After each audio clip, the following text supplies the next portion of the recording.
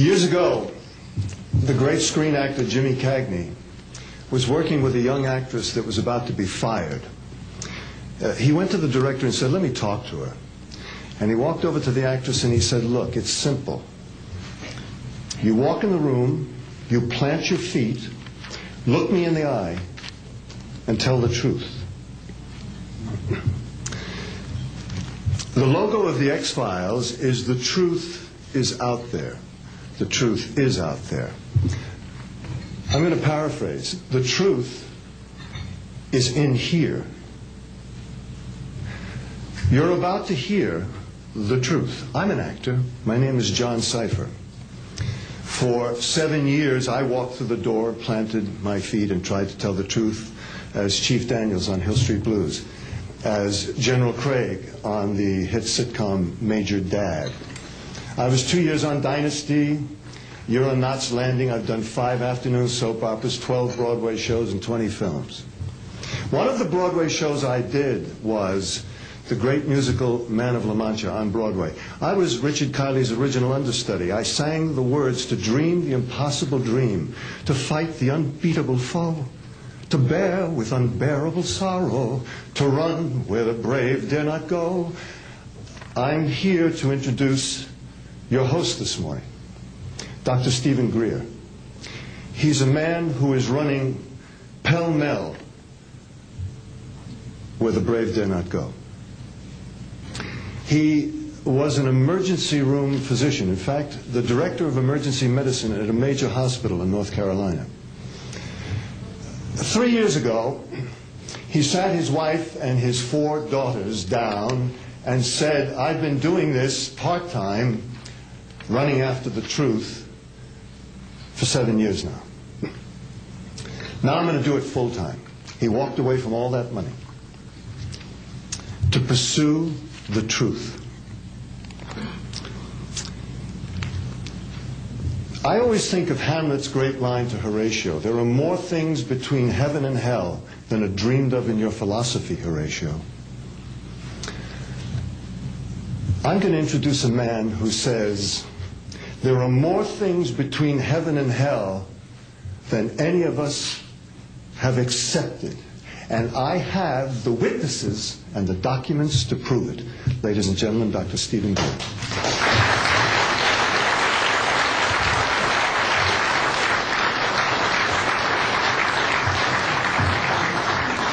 Thank you very much, John. Members of the press, the American public, and people of the world. We are here today to disclose the truth about a subject that has been ridiculed and questioned, denied for at least 50 years. The men and women who are on this stage and the some 350 additional military intelligence witnesses to the so-called UFO matter and extraterrestrial intelligence can prove and will prove that we are not alone. I would like to thank Sarah McClendon, who is with us today, the famed White House correspondent, for her sponsorship of this meeting. Thank you very much, Sarah.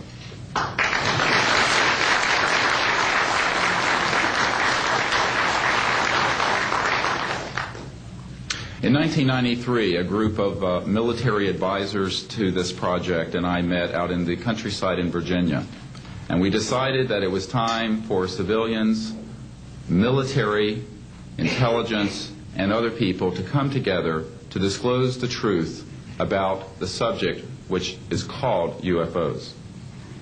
Since that time, I have personally briefed a sitting director of Central Intelligence, James Woolsey, President Clinton's first CIA director. I have personally briefed the head of the Defense Intelligence Agency, the head of Intelligence Joint Staff, members of the Senate Intelligence Committee, many members of Congress, members of the European leadership, the Japanese cabinet, and others. And what I have found is that none of them are surprised that this is true, but they are uniformly horrified that they have not had access to these projects. We can establish through these witnesses whom we have identified, which now number over 400, and these are people who have been inside the CIA, NSA, NRO, Air Force, Navy, Marines, Army, all divisions of the intelligence and military community, as well as corporate witnesses, contractors to the government. And these are folks who have been involved in so-called black budget or covert unacknowledged projects. These unacknowledged special access projects are taking in at least $40 to $80 billion per year. And they are sitting on technologies that can change the world forever. The reason we are coming forward now is that we are asking for the U.S. Congress and for President Bush to move towards an official inquiry and disclosure on this subject. It has the most profound implications for the human future, for the U.S. national security, and for world peace. Specifically, technologies connected to UFO and extraterrestrial vehicles, if declassified and used for peaceful energy generation and propulsion, would solve the looming energy crisis definitively, would end global warming, would correct the environmental challenges that the Earth is facing. It is also critical that we begin to debate as a society the propriety of placing weapons in space. If indeed, as we can prove, it is true that we are not alone and that space is territory which we are sharing with other civilizations, it could be a very imprudent, destabilizing thing to place weapons in space. This is not being debated because it is off the national and international radar screens. It needs to be placed on it, and we are here today to do it. We can establish through this testimony that these objects of extraterrestrial origin have been tracked on radar going thousands of miles per hour, stopping and making right-hand turns, that they use anti-gravity propulsion systems, which we have already figured out how they work in classified projects in the United States, Great Britain, and elsewhere. That these objects have landed on terra firma, at times have been disabled, and have been retrieved specifically by teams within the United States, that extraterrestrial life forms have been retrieved, and their vehicles have been taken and studied thoroughly for at least 50 years. We can prove through the testimony and documents that we will be presenting that this subject has been hidden from members of Congress and at least 2 administrations that we are aware of, presidential administrations, and that the Constitution of the United States has been subverted by the growing power of these classified projects, and that this is a danger to the national security. There is no evidence, I wish to emphasize, that these life forms from elsewhere are hostile towards us. But there is a great deal of evidence that they are concerned with our hostility. There are times when they have neutralized or rendered inert the launch capabilities of intercontinental ballistic missiles. Witnesses here today will describe those events to you. They have shown clearly that they do not want us to weaponize space, and yet we are proceeding down that dangerous path.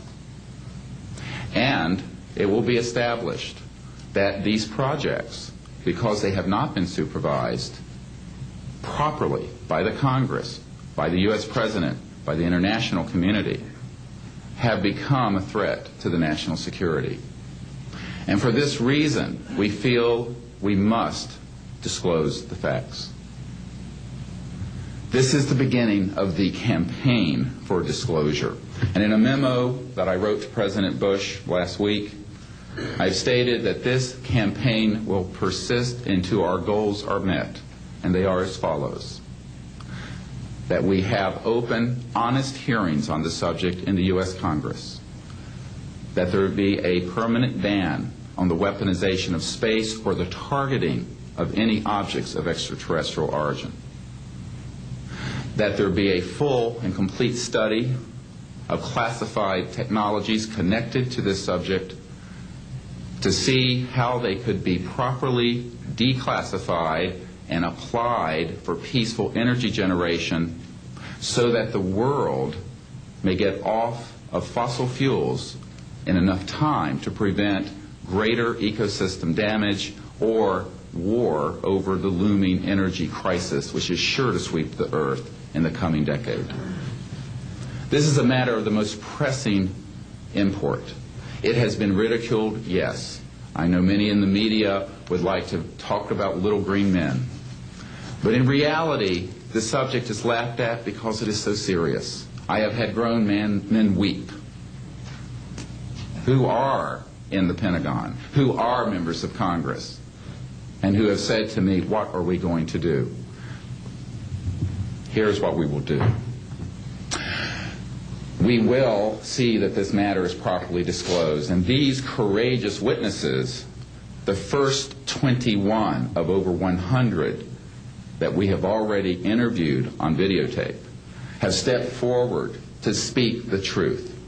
Now, I expect people to be skeptical, but not irrationally so, because these men and women have come forward and they have their credentials, they can establish who they are, and they have been first-hand witnesses to some of the most important events in the history of the human race.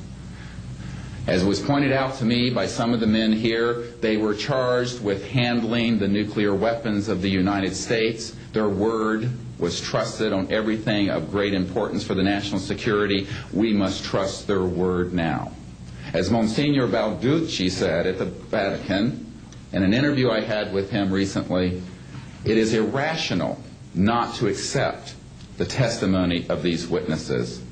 So please be skeptical, but that is not the same as prejudiced and closed-minded. This is a matter of great importance, and I ask the media, the scientific community, and the political community to look seriously at this matter and to do the right thing for humanity and for our children. We have available for the media and for members of Congress a nearly 500-page briefing document with transcripts from dozens of these top-secret witnesses. We have a 4-hour videotape summary. It's not a commercial product, I'll warn you, from this project of the 120 hours that we have in interviews so far. They've been boiled down to 4 hours, and it's available for the Congress to review and for the major media to review. We can establish that this subject is real and has tremendous significance for the human future. I ask on all of you who are listening to contact the members of Congress that represent you and the leaders around the world and other countries and ask them to hold an honest inquiry into this subject to support a ban on weaponizing space, since we are sharing space with other life forms, and that we move quickly as a people to understanding that this is the end of the childhood of the human race. It is time for us to become mature adults in the cosmic civilizations out there. To do this, we must become a peaceful civilization, and we must look as we go into space with an intent of cooperating with other civilizations, not weaponizing that high frontier. The men and women who will speak next will do so in order, beginning on your left. They will introduce themselves. I ask for the media to refrain from questions until each witness has spoken briefly about who they are and what they have personally been involved with or witnessed in their government, military, or government-connected careers. At the end, we will have questions. All of you may ask questions for as long as we can stay here, and we will provide you with all the information that you need. So we will begin now with the first of our witnesses, Mr. John Callahan.